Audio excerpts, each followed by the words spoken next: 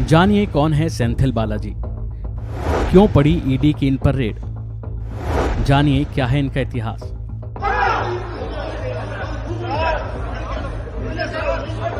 ये वीडियो देखकर आप सोच रहे होंगे कि शायद ये कोई हादसा हुआ है जिसमें चोट लगी होगी, लेकिन जनाब ये आंसू किसी हादसे के नहीं बल्कि ईडी के अधिकारियों की छापेमारी के हैं। और जो फूट फूट कर रोते हुए दिखाई दे रहे हैं वो कोई आम शख्स नहीं बल्कि तमिलनाडु के मंत्री सेंथिल बालाजी हैं।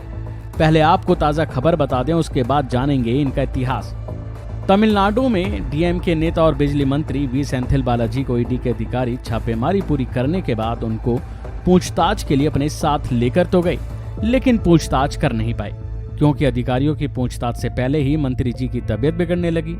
ईडी की कार्रवाई के बीच ही बिजली मंत्री ने सीने में दर्द की शिकायत की थी, जिसके बाद उन्हें अस्पताल में भर्ती कराया गया। इस दौरान उनके रोने का वीडियो खूब वायरल हुआ।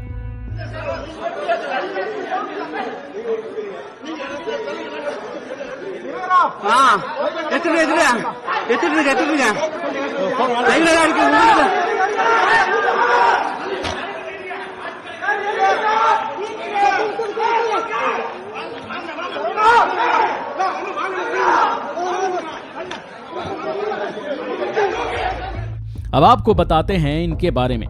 सेंथिल बालाजी का जन्म 21 अक्टूबर 1975 में करूर यानी तमिलनाडु में हुआ था। उन्होंने सिर्फ 12वीं तक ही पढ़ाई की है।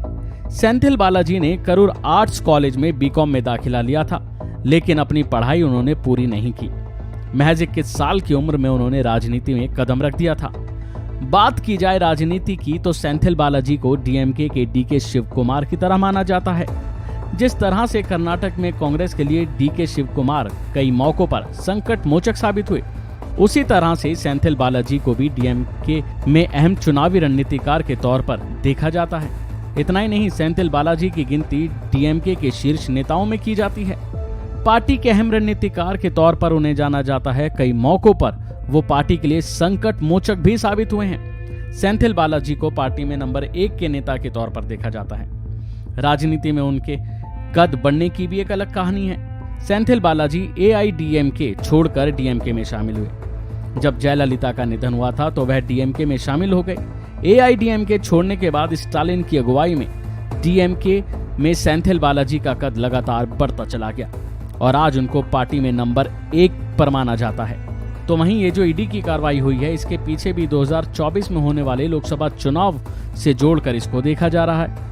इस मामले में राजनीतिक विश्लेषकों का कहना है कि बीजेपी और एआईडीएमके सेंथिल बालाजी को एक बड़ी चुनौती के तौर पर मानते हैं। दरअसल बीजेपी को यह लगता है कि तमिलनाडु में वे अगले लोकसभा चुनाव में कुछ सीटों पर जीत दर्ज कर सकते हैं, जहां उनका अच्छा खासा दबदबा है, प्रभाव है। जाहिर है कि सेंथिल बालाजी को एक बेहतरीन राजनीतिक रणनीतिकार के तौर पर जाना जाता है, लिहाजा वह बीजेपी के लिए बड़ी चुनौती साबित हो सकते हैं और यही वजह है कि बीजेपी उन्हें निशाना बना रही है, उनको कमजोर करने की कोशिश कर रही है। बहरहाल ये विश्लेषकों का कहना है, लेकिन इसके पीछे की असल वजह क्या है ये तो वक्त आने पर ही पता चलेगा।